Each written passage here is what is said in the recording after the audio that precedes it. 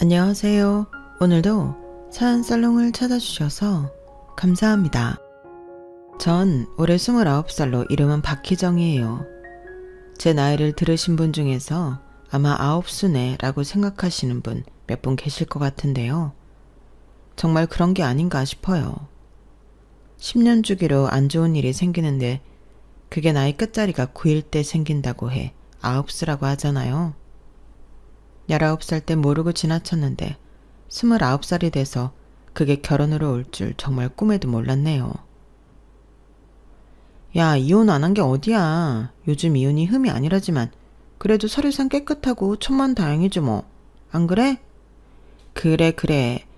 청첩장 다 돌리고도 헤어지는 마당에 식장 잡은 것도 아니고 얼마나 심플해. 야, 똥차 같다고 생각해. 어? 친구들은 조상신이 도운 거라고 말하지만 사실 그 말이 와닿는 건 아니에요. 사람 하나만 보면 제가 사랑했던 그 사람이 좋았기 때문이죠. 하지만 엄마를 대신할 만큼은 아니었기에 힘들어도 헤어졌고 이제 3개월쯤 지나니 전보다 조금 편하게 말할 수 있을 것 같아서 이렇게 사연을 보내요. 저는 충남 당진에서 자랐어요. 아빠는 초등학교 때 돌아가셨는데 사실 그땐 제가 고학년이 되기도 전이라 슬픔이라는 걸 제대로 느끼지 못했던 것 같아요. 되게 정신없는 상갓집. 아빠를 다시 볼 수 없을 거라는데 크게 와닿지 않았거든요. 그때 기억으로도 아빠는 종종 옆 동네 농사일을 도와주러 가시면 며칠씩 주무시고 오셨으니까요. 막연하게 어린 기억에 시간 지나면 또 올 거라 생각했던 것 같아요. 죽음이라는 게 평생 못 본다고 확실하게 느끼기에 제가 너무 어렸던 거겠죠. 아빠는 시내에서 집으로 돌아올 때 차 사고를 내셨어요. 형편이 넉넉하지 않아서 고기 반찬을 먹는 게 드물었고 부모님은 라면으로 끼니를 때운 적도 많았던 기억인데요. 그런 이유로 다 커서 아빠가 젊은 나이에 당뇨가 걸릴 수밖에 없었다는 걸 알게 되었네요. 여하튼 당뇨였던 아빠가 밤늦게 일 끝내고 운전하고 오시는데 혈당이 급격하게 떨어지셨던 게 엑셀을 밟으셨는데 중앙선을 넘은 이유라고 했어요. 기절할 듯 쓰러지시면서 반대편 전봇대를 받고 멈췄던 거죠. 다행히 늦은 밤이라 찻길이 박은 게 아니라 인명사고는 없었지만 아빠의 심장이 그때 멈춰버렸어요. 시골이라 구급대가 오기까지 시간이 걸렸고 골든타임을 놓쳤으니 심폐소생술을 하고 응급처치를 해도 한번 멈춘 심장은 다시 뛰지 않았던 거죠. 아빠가 돌아가시고 받은 사망보험금으로 엄마는 땅을 사셨어요. 형제도 없고 저 하나였는데 저를 두고 어디를 나갈 수도 없었고 돈은 벌어야겠다고 생각하셨던 엄마는 농장을 하시면서 저도 돌보고 돈도 벌 수 있다고 생각하셨던 것 같아요. 지금은 당진도 땅값이 많이 올랐지만 제가 어릴 때만 해도 그렇게 비싸지 않았어요. 사망보험금이 많은 것도 아니었지만 그래도 1000평 정도는 살 수 있었죠. 1000평이란 게 사실 농장이라고 하면 큰 건 아니지만 엄마에게는 새로운 시작이었어요. 농업기술센터에서 여성 농업인 교육 프로그램을 운영했는데 거기서 들은 이야기는 희망적이었어요. 당시 국내에서는 주로 미국산 냉동 블루베리만 유통되고 있었고 생과는 정말 구하기 어려웠거든요. TV에서 눈에 좋다 항산화 효과가 뛰어나다는 내용이 방송되면서 건강에 관심이 많은 소비자들 사이에서 입소문이 퍼져나가고 있었고 특히 아이들 교육에 관심이 많은 부모들 사이에서 두뇌 발달에 좋다는 소문 때문에 비싸도 국산 생과를 찾는 사람들이 늘어나고 있다는 얘기였어요. 엄마, 블루베리가 뭐야? 베리? 딸기 종류야? 아니야. 까만색 작은 열매인데 몸에 엄청 좋다고 해. 눈도 좋아지고 머리도 좋아진대. 정말? 그럼 내가 많이 먹으면 공부 잘할 수 있어? 그럼 우리 희정이 똑똑해져서 서울대 갈 수 있을 거야. 본격적으로 수학이 시작된 건 3년째부터였어요. 엄마는 농협의 소과류 담당자와 연결이 되어 서울 가락동 도매시장에 출하하셨었죠. 처음에는 시장에서 블루베리 자체를 모르는 상인들이 많아서 애를 먹이셨지만 품질이 좋고 당도가 높다는 평가를 받으면서 점점 고정 거래처가 생겼어요. 특히 강남 일대 고급 과일 전문점에서 엄마 농장 블루베리만 찾을 정도로 인기가 높았거든요. 여름 성수기에는 새벽 3시부터 일어나서 이슬이 마르기 전에 블루베리를 따고 포장해서 오전 9시까지 농협 수집소에 가져다 주셨어요. 그러면 그날 저녁 서울시장에 도착해서 다음날 아침 각 소매점으로 배송되는 시스템이었죠. 당시 블루베리 1kg에 2, 3만 원씩 받으셨으니까요. 지금 기준으로 보면 더 비싼 셈이었어요. 엄마에게 도움이 되고 싶었던 저는 집에 돌아와서 EBS를 보며 공부했어요. 농장 일로 바쁘신 엄마 대신 혼자서도 열심히 할 수 있는 방법이었거든요. 인터넷 강의가 지금처럼 발달하지 않았던 시절이라 EBS가 정말 큰 도움이 되었죠. 저녁 시간이 되면 엄마와 함께 농장에서 따온 블루베리를 먹으며 하루 있었던 일들을 나누었어요. 엄마는 항상 제 이야기를 끝까지 들어주셨고 힘든 농장 일에도 불구하고 저에게는 늘 밝은 모습을 보여주셨어요. 희정아, 성적표 나왔어? 이번에도 전교 5등 안에 들었어. 어머, 우리 딸 정말 장하다. 엄마가 늦게 들어와서 봐주지도 못하는데 혼자서 이렇게 잘하니? 평소 성실하시고 검소하셨던 엄마 덕분에 대학 등록금까지 농사로 해결해 주셨어요. 블루베리 농장이 안정적인 수익을 내면서 저축도 차곡차곡 하셨거든요. 서울 상위권 대학에 무난히 입학했을 때 엄마가 얼마나 기뻐하셨는지 지금도 생생해요. 그렇게 대학교에 올라가 서울에 처음 갔을 때 신세계가 열린 느낌이었어요. 지하철이라는 건 타본 적도 없고 밤에도 휘황찬란한 서울이었으니까요. 시골은 아시겠지만 해지면 어두워지는 곳이에요. 요즘은 시골 우리 동네에도 편의점이 들어와서 좀 걸으면 그래도 밤에 간식이라도 사 먹을 수 있지만 제가 어릴 땐 그마저도 없었거든요. 당진에서도 번화가가 있는데 그래봤자 1, 2층 건물이 쭉 이어져 상권을 이루는 곳이었어요. 여기도 9시면 다 문을 닫았는데 서울은 밤새 먹고 마시고 놀 수 있는 곳이니 젊은 패기에 얼마나 좋았겠어요. 처음 서울에 올라왔을 때 모든 게 신기했어요. 지하철 환승하는 것도 헷갈리고 강남역 같은 곳은 사람이 너무 많아서 압도당했죠. 하지만 적응하고 나니까 서울 생활이 너무 재미있었어요. 특히 한강에 가는 걸 좋아했고 자전거를 타며 운동도 했어요. 보통 자는 거는 그룹으로 타는데 저는 제가 타고 싶은 시간에 타고 싶었어요. 농장에서 자란 탓인지 혼자 있는 시간이 편했거든요. 그런데 그때 만나게 된 남자친구도 저와 똑같았어요. 어느 날 한강공원에서 자전거를 타다가 편의점에 물 사러 들어갔는데 나오면서 한 남자와 부딪혔어요. 둘 다 급하게 나오다 보니 어깨가 살짝 부딪힌 거였죠. 서로 미안하다고 말한 뒤 편의점 앞 의자에서 간식을 먹게 됐는데 그때 그가 물어봤어요. 혼자 타시나 봐요. 그 말로 대화가 이어지면서 자연스럽게 인연이 됐어요. 한때 붐이 일어날 정도로 여럿이 타는 사람들 속에서 혼자 타는 사람이라 더 눈길이 갔던 것 같아요. 저도 모르게 혹시 다음에 또 만날 수 있을까 싶은 생각에 비슷한 시간대에 자전거를 탔는데 그 남자도 저와 같은 마음이었던 거예요. 며칠 후 또 같은 편의점에서 마주쳤거든요. 알고 보니 그는 저보다 2살 많았고 서울 시내 대학병원에서 행정직으로 일하는 사람이었어요. 대학병원 행정직이라고 하니까 처음엔 단순한 사무직인 줄 알았는데 친구들 말을 들어보니 생각보다 꽤 탄탄한 직업이더라고요. 너 남친 대학병원 행정직이라고? 그거 공무원급이야. 들어가기도 힘들고 야근도 별로 없고 월급도 꽤 잘 나온다고? 안정적인 직업이라는 걸 알게 되니 마음이 좀 더 열렸던 것 같아요. 앞으로 어떻게 될지 모르지만 그래도 이상한 사람은 아니라는 안도감 같은 거였겠죠.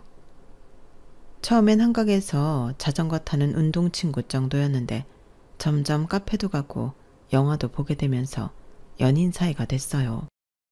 그는 차분하고 성실한 성격이었고 제가 시골에서 올라왔다는 걸 신기한 듯 다른 환경에서 자란 걸 개의치 않고 오히려 존중해주는 느낌이었어요. 서로 다른 환경에서 자란 덕분에 새로운 것들을 많이 배울 수 있다며 열린 사고방식이 중요하다고 말했거든요. 그렇게 4년 동안 연애하면서 점점 더 깊은 관계가 되면서 자연스럽게 결혼 이야기까지 나왔고 엄마한테도 소개시켜 드렸어요. 모든 게 순조롭게 흘러가는 것 같았는데 정작 결혼을 앞두고 예상치 못한 문제가 생겼던 거죠. 그게 바로 제가 9수를 실감하게 된 29살의 실연이로.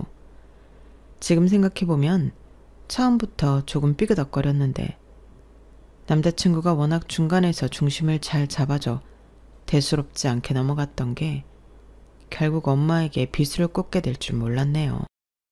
남자친구를 만나면서 사귄 지 1년 되던 해 엄마한테 데리고 갔었어요. 타지에서 잘 지내나 걱정하는 엄마에게 좋은 사람 만나 연애도 하고 잘 지낸다고 안심시켜드리고 싶어서였죠. 물론 그땐 결혼까지 생각했던 건 아니지만 직업, 취미, 배려심 등 기본적으로 부족한 사람이 아니라고 생각했기에 소개시켜드렸던 거예요. 서울에서 당진까지 가는 버스 안에서 남자친구가 물어봤어요. 어머니 뭐 좋아하셔? 스타일이나 뭐 그런 거 있을 거 아니야. 그냥 자연스럽게 해. 우리 엄마 까다로운 분 아니야. 겉으론 태어난 척 말하긴 했지만 사실 속으로 조금 걱정되긴 했어요. 당진에서 엄마와 살 땐 학업에 집중하면서 남자친구가 없었고 서울에 혼자 올라가 살면서도 혼자 무언가 해야 한다는 생각에 누구를 만나기보다 제가 해야 할 일에 더 집중했거든요. 그래서 처음 데려오는 남자친구라 꼼꼼하게 보시진 않을지 정말 나도 모르게 엄마가 제 남자친구의 조건이나 이런 걸 생각해 둔 건 아닐지 한편으론 걱정되었던 거예요. 하지만 단 하나 제가 좋아하는 사람이니 분명 엄마도 좋아할 거라는 막연한 생각으로 당진 시내에 내리니 꽃집이 눈에 들어왔죠. 잠깐, 어머니 무슨 꽃 좋아하셔? 엄마? 글쎄, 꽃을 선물해 본 적 없어서 모르겠어. 평소 지나쳤던 꽃집에 발걸음을 멈춘 남자친구의 무릎에 답을 못했네요. 그러고 보니 전 엄마에 대해 아는 게 많이 없구나 싶으면서 엄마에게 관심 주며 잘 보이려는 그 행동, 배려가 마음에 들더라고요. 처음 만나는 여자친구 엄마에게 빈손으로 가는 게 아니라고 생각하고 행동이 옮기는 사람이라면 가정교육도 잘 받고 잘 컸다는 생각을 했던 거예요. 집에 도착하니까 엄마가 마당에서 나와 맞아주셨어요. 평소보다 단정한 옷을 입고 계신 걸 보니 저도 긴장되더라고요. 어머니, 안녕하세요. 어서 와요. 멀리서 오느라 고생했어요. 남자친구가 꽃다발을 건네드리니까 엄마가 환하게 웃으셨어요. 첫 번째 관문은 통과한 것 같았어요. 키가 참 크네요. 희정이보다 한참 크네. 엄마가 남자친구를 위아래로 훑어보시면서 하신 말씀이었어요. 키 크고 인상 좋은 남자를 선호하시는 엄마였거든요. 다행히 남자친구가 178cm 정도로 제법 큰 편이었어요. 저녁을 준비하시는 동안 남자친구와 거실에서 기다리고 있는데 부엌에서 나는 소리를 들으니 평소보다 정성을 들여 준비하고 계신다는 게 느껴졌어요. 나가서 먹을 걸 그랬다 싶으면서 갑자기 괜히 미안하기도 하고 고마운 마음이 들었죠. 어머니, 요리하시는 거 좋아하시나 봐요? 내 가족들이 잘 먹는 거 보는 것만큼 큰 행복은 없으니까. 그런 제 마음을 읽었는지 음식이 어느 정도 완성되어 가자 남자친구가 먼저 주방을 기웃거리며 엄마에게 친숙하게 말을 걸더라고요. 그 모습이 참 따뜻하게 느껴지면서 자연스럽게 식사가 시작되었고 엄마가 남자친구에게 이런저런 질문을 하셨어요. 어디서 살고 뭐 하고 가족은 어떻게 되고 기본적인 것들이었지만 남자친구가 차분하게 대답하는 모습이 괜찮아 보였어요. 병원에서 일하시는군요. 네, 행정 쪽이에요. 그럼 안정적이겠네요. 짧은 대화였지만 엄마 표정을 보니 나쁘지 않은 것 같았어요. 엄마는 원래 말을 많이 하는 분이 아니라서 처음 만나는 사람한테는 더욱 말수가 적으셨거든요. 그런데 남자친구도 비슷한 타입이어서 서로 어색해하지 않는 게 다행이었어요. 다음날 엄마가 농장 구경시켜주겠다고 하시더라고요. 블루베리 나무들이 줄지어 심어져 있는 모습을 보고 남자친구가 신기해했어요. 사실 저도 어릴 때는 별 생각 없이 봤는데 서울 생활을 하고 나니까 우리 농장이 생각처럼 꼭 작은 건 아닌 것 같았죠.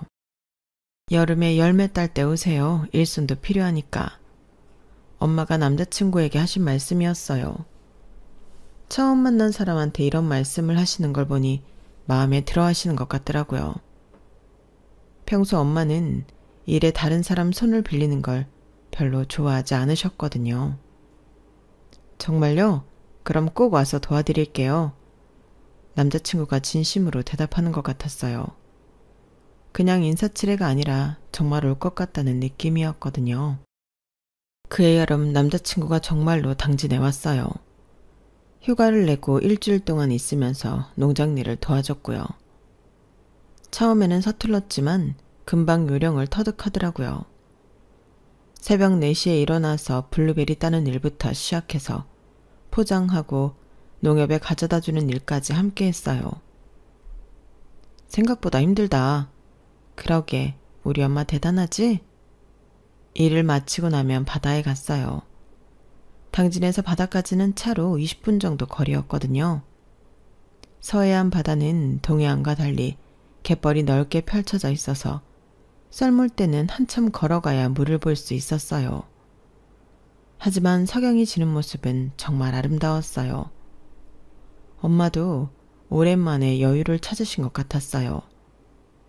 평소에는 혼자 모든 일을 처리하시느라 바쁘셨는데 남자친구가 도와주니까 일이 훨씬 수월해졌거든요.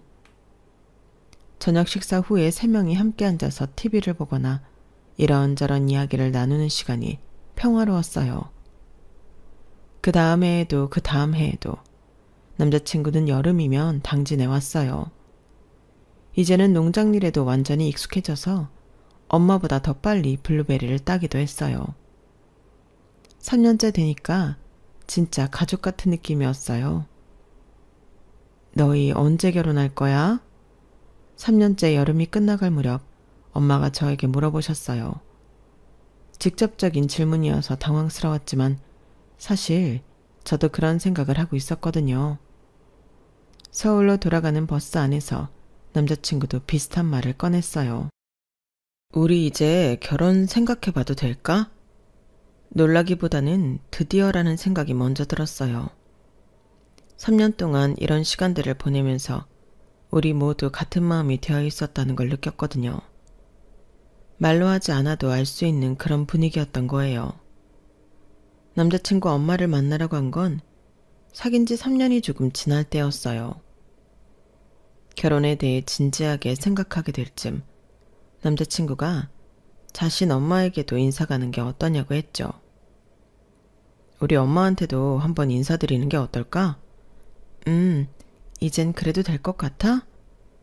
사실 빨리 인사드리지 않았던 건 남자친구 엄마가 남자든 여자든 결혼을 빨리 하는 게 좋다는 소리를 어릴 때부터 해서 데려가면 결혼하라고 난리치실 텐데 서로 알아가고 시기가 될 때 하고 싶다는 소리를 전해 있었거든요.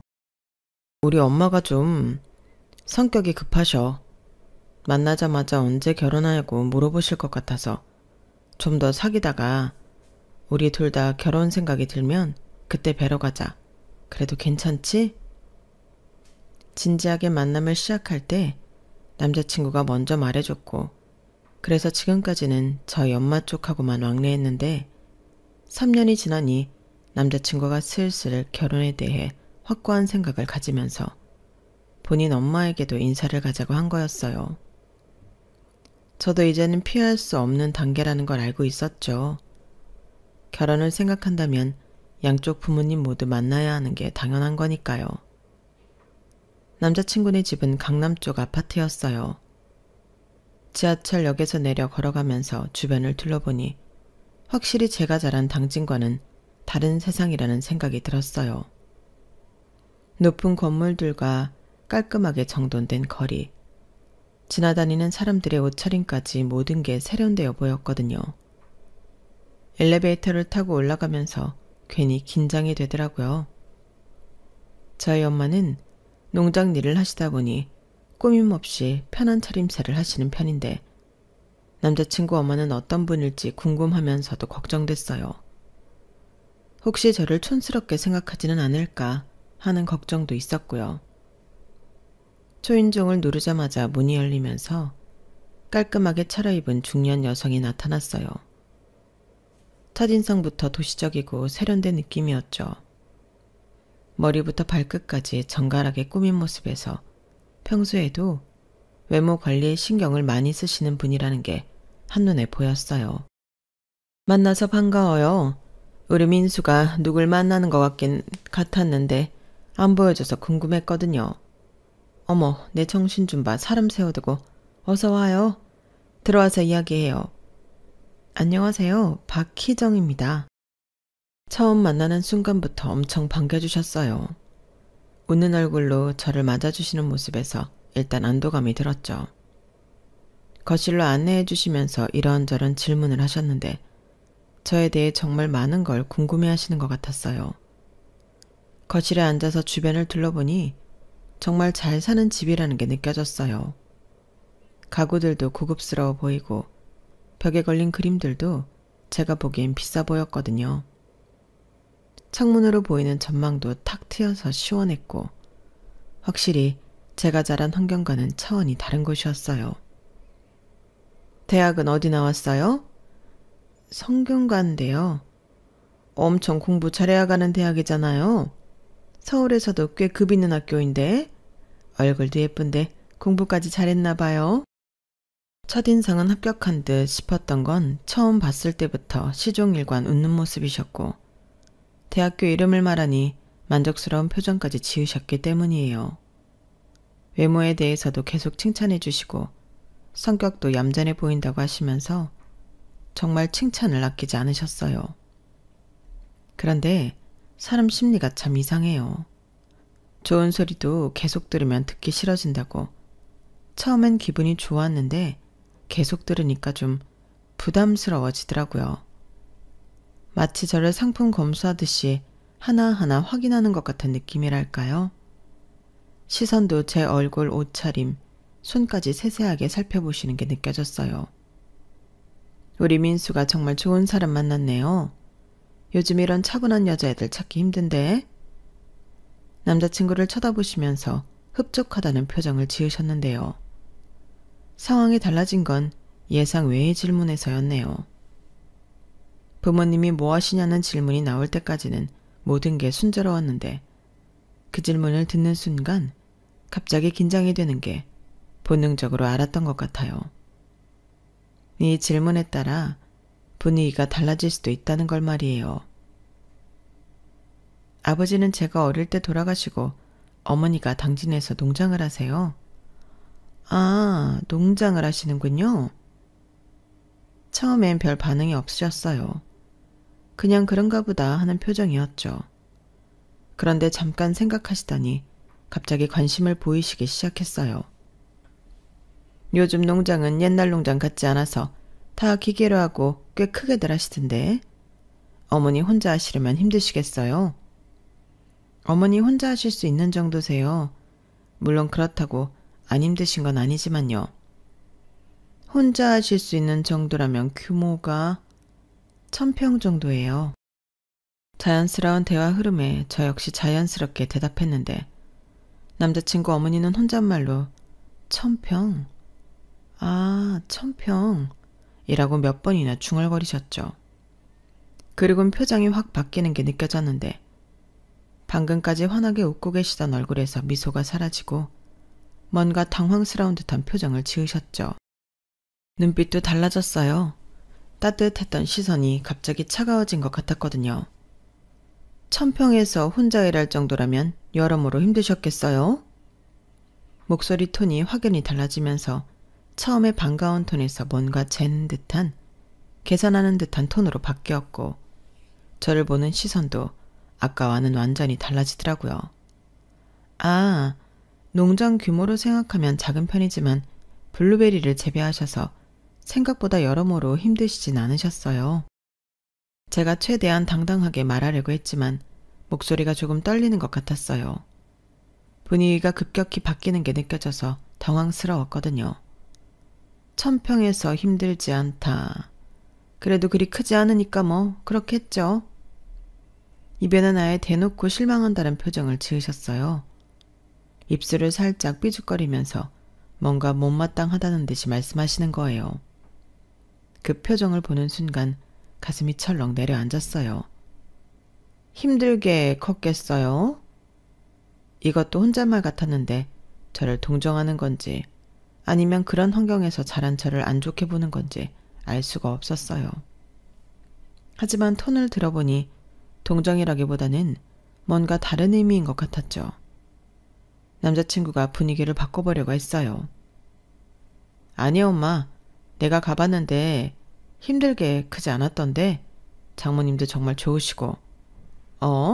벌써 만나봤어? 장모님? 우리 아들이 이렇게 넉살 좋은지 몰랐네. 그런데 남자친구 엄마가 깜짝 놀란 듯이 쳐다보시더라고요. 마치 뭔가 놓친 게 있다는 듯한 표정이었어요. 당연히 먼저 만나 뵙고 왔지. 여자 쪽 부모님 먼저 인사드려야 하는 거 당연하잖아. 매년 여름마다 농장에 가서 일도 도와드렸는걸. 생각보다 재밌어. 남자친구가 당연하다는 듯이 대답했는데 그 순간 더 큰 문제가 생겼어요.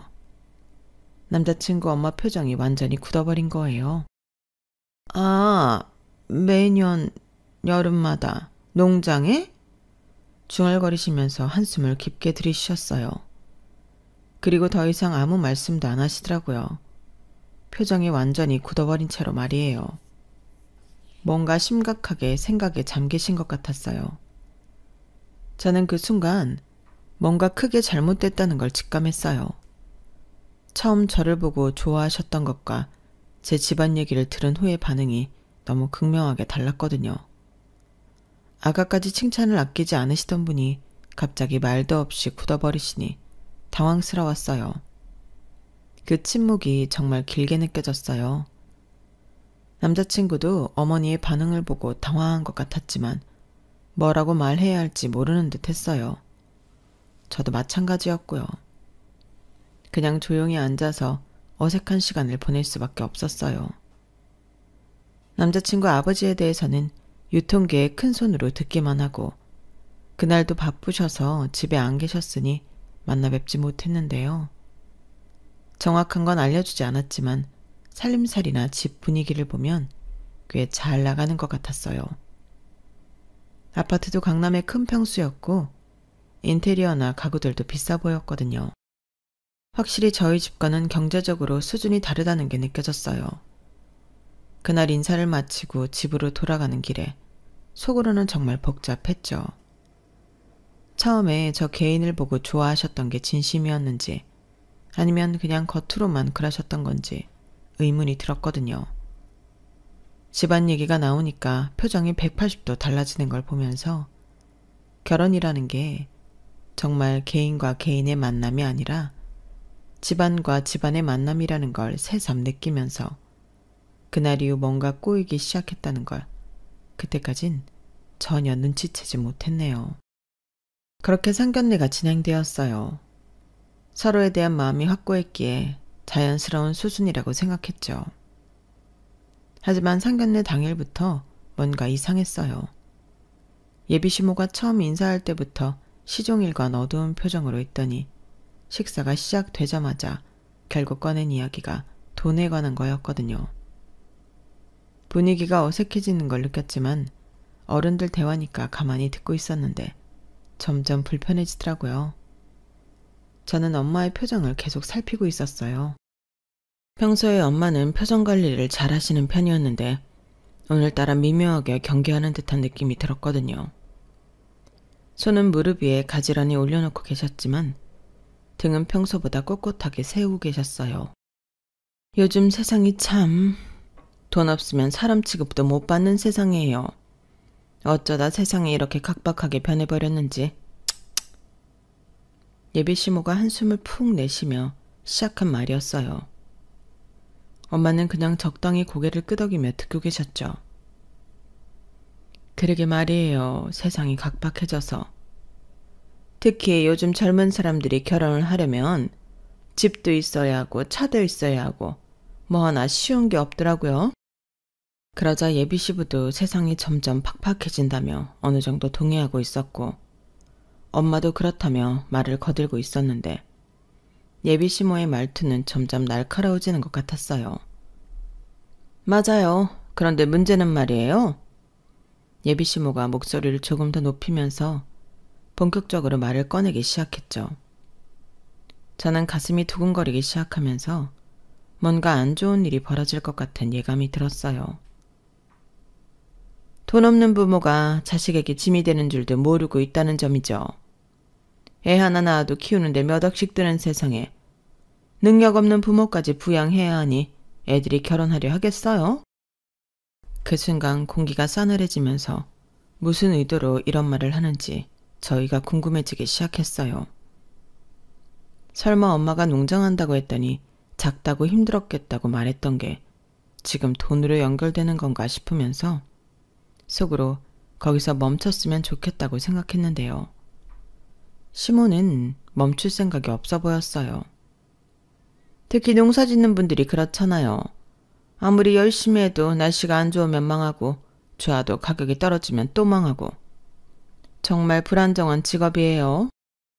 이때 엄마가 젓가락을 아주 조심스럽게 소리도 나지 않게 내려놓으셨는데 그 모습에서 저는 엄마가 정말 화나셨다는 걸 알 수 있었어요.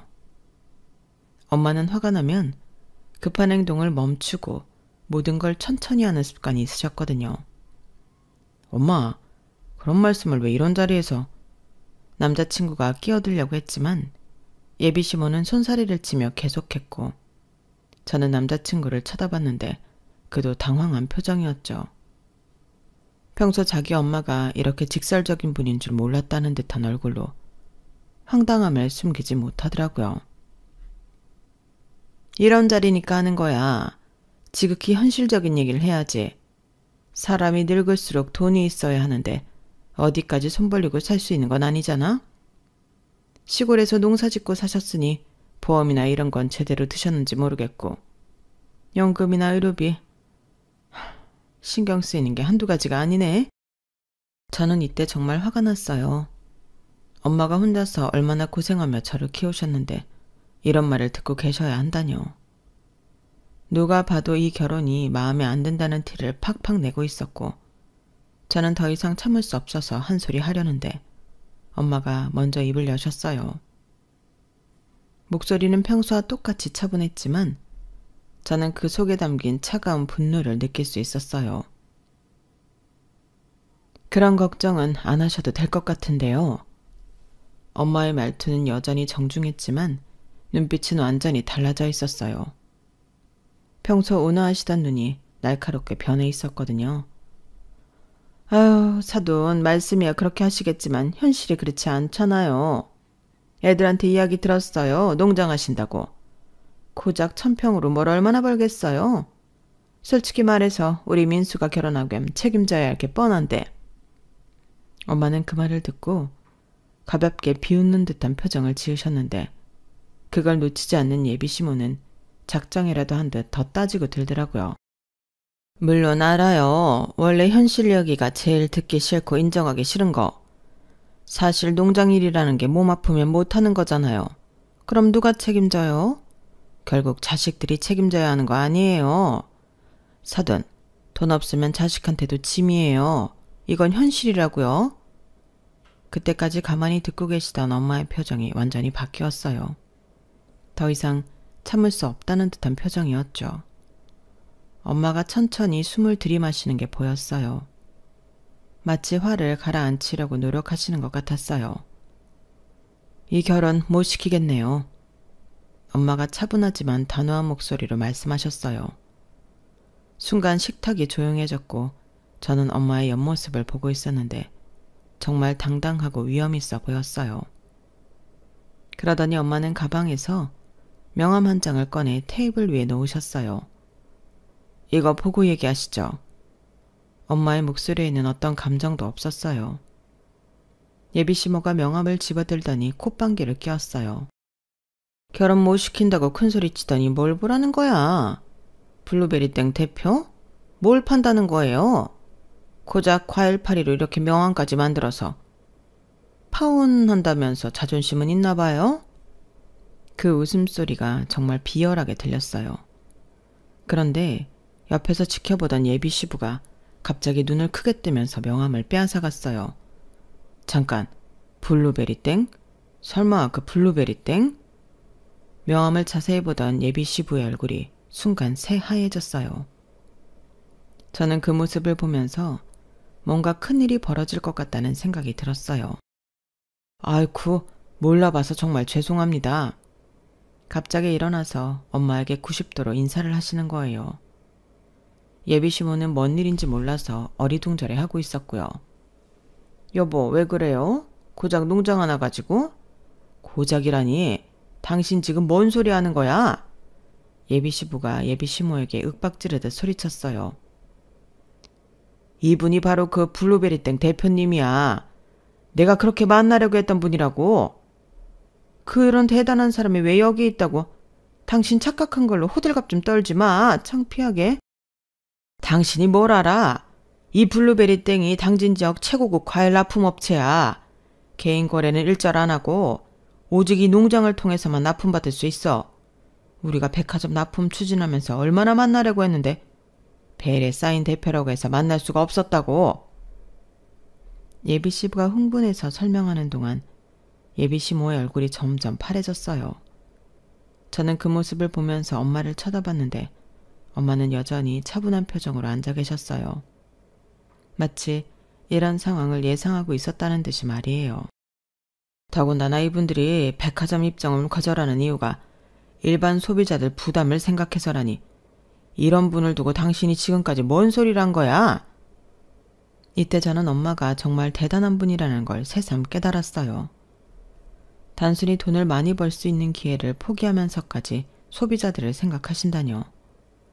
그런 분을 두고 예비시모가 그런 말을 했다는 게 정말 화가 났어요. 사돈, 오해가 있었던 것 같아요. 예비시모가 갑자기 말을 바꾸기 시작했어요. 아까까지의 거만한 태도는 온데간데 없이 사라지고 완전히 다른 사람이 된 것 같았어요. 아까 제가 한 말들은 그게 다 저희한테 하는 말이었어요. 혹시 저희가 못 사는 집안이라고 부담 느끼실까봐 그랬는데 그런 거 일절 없으시겠죠? 180도 달라진 태도를 보면서 저는 정말 어이가 없었어요. 사람이 어떻게 이렇게 빨리 바뀔 수 있는지요. 하지만 엄마의 반응이 더 인상적이었는데 갑자기 엄마가 실수를 터뜨리셨어요. 이 결혼은 정말 못 시키겠네요. 엄마가 다시 한번 단호하게 말씀하셨어요. 명함 때문에 달라진 게 아니라 사람됨 때문에 안 된다는 뜻이었어요. 저도 그날 예비시모의 모습을 보고 이 결혼이 정말 맞는지 확신이 서지 않았죠. 결국 남자친구랑 많은 이야기 끝에 헤어지기로 했어요. 물론 그 과정이 순탄했던 건 아니었죠. 저에게는 첫사랑이나 다름없기에 많은 생각을 했는데 어느 드라마에서 여주인공이 첫사랑과 헤어지면서 했던 말이 떠오르더라고요. 내 남자친구도 사랑하지만 내 자신을 더 사랑해서 그런 결혼은 하고 싶지 않다고요. 그래서 저 역시 상견례가 끝나고 며칠 동안 남자친구와 정말 많은 대화를 나눴어요.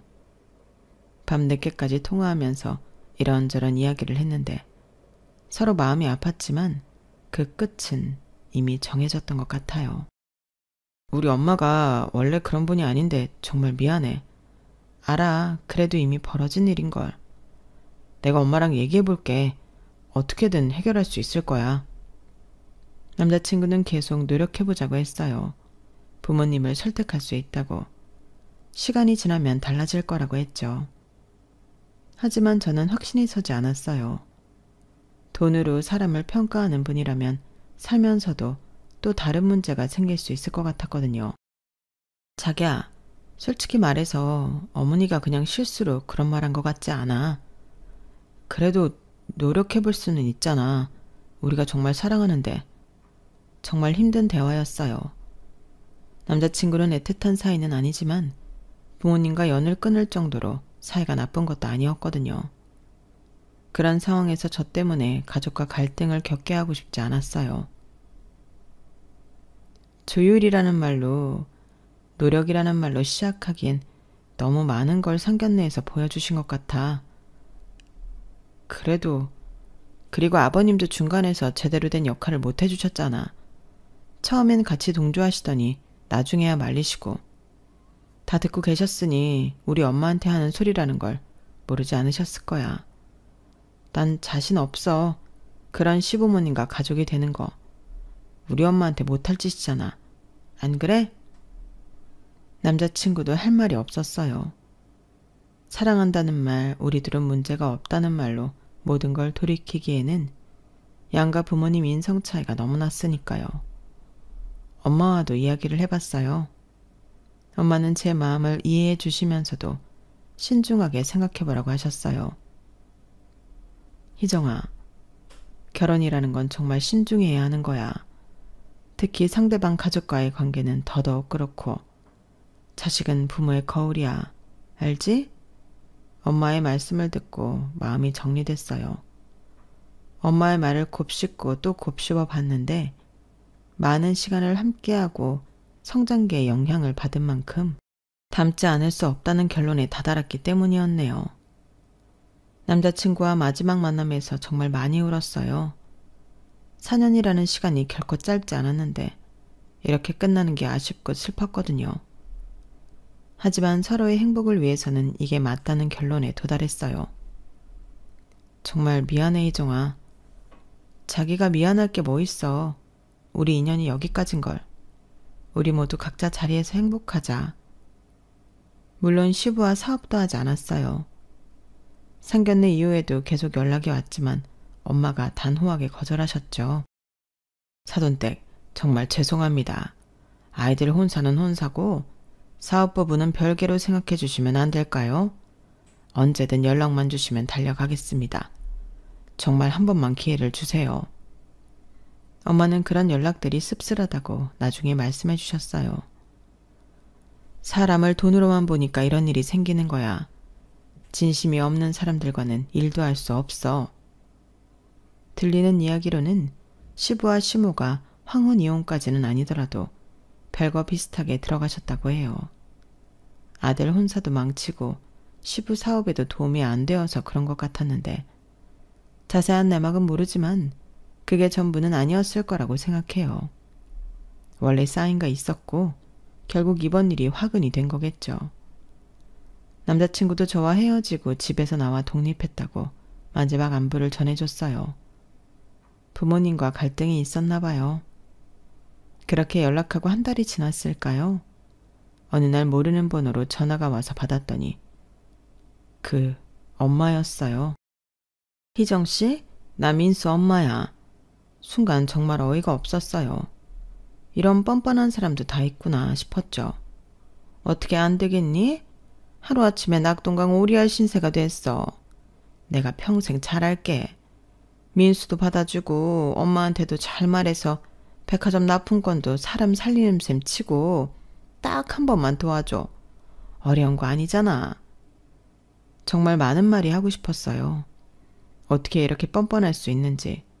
상견례에서 그렇게 말해놓고 이제 와서 이런 식으로 나올 수 있는지 어이없더라고요.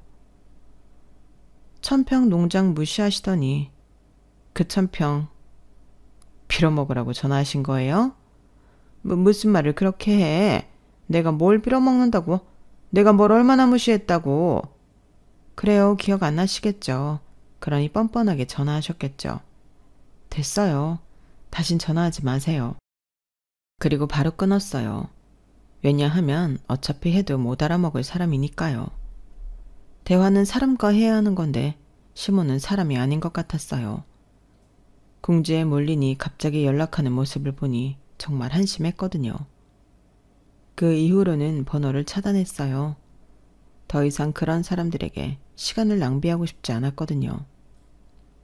지금은 일을 잠깐 쉬고 고향에 내려와 농사일을 도우면서 휴식기를 보내고 있어요.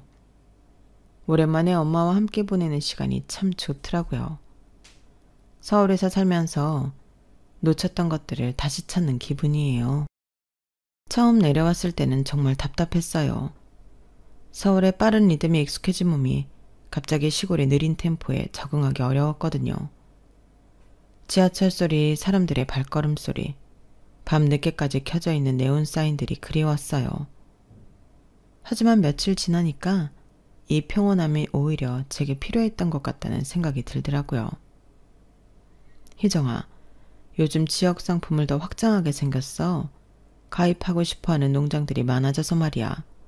그래요? 그래서 생각해봤는데 아예 내려와서 엄마 일 돕는 건 어떨까? 서울에서 배운 것들을 농장 일에 접목시키면 더 좋을 것 같은데. 엄마의 제안에 진지하게 고민하고 있어요. 서울의 한강이 그립긴 하지만 엄마와 함께 보내는 이 시간도 정말 소중하거든요. 새벽에 농장에 나가서 블루베리를 따면서 엄마와 나누는 대화. 저녁에 함께 텔레비전을 보면서 웃는 시간들이 참 평화로워요. 농장 일도 생각보다 재미있어요.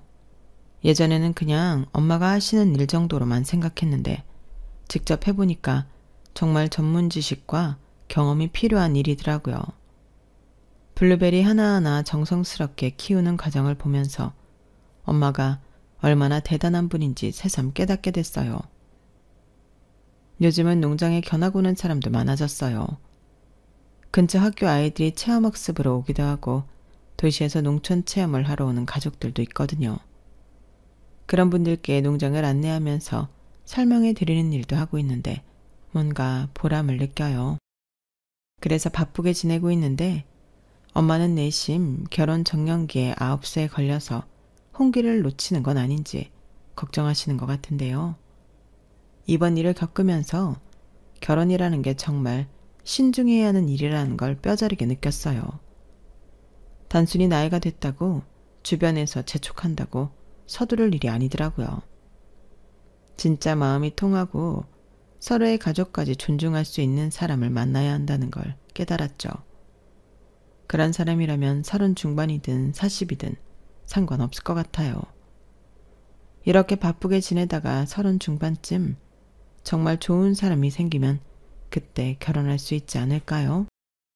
좋은 경험했다고 9수 별거 아니라고 집신도 짝이 있다는 등 응원 댓글로 저에게 힘주실 거라 믿으며 이만 마무리할게요. 여러분도 모두 행복하세요. 여러분, 사연 댓글에 응원과 현명한 조언 부탁드려요. 좋아요와 구독은 저에게 큰 힘이 됩니다. 오늘도 좋은 일 가득하세요.